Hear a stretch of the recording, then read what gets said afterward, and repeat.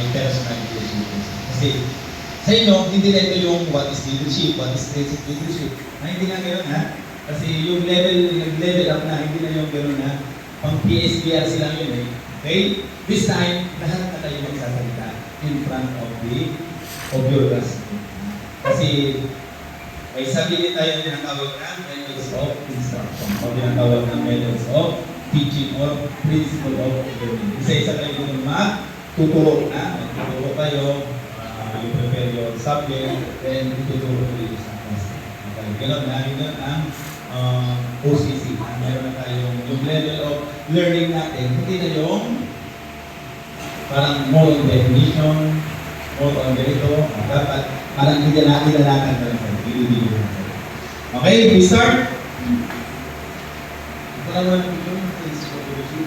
Okay, we start. Okay, lagi itong pinapakita natin from GLC and SLC.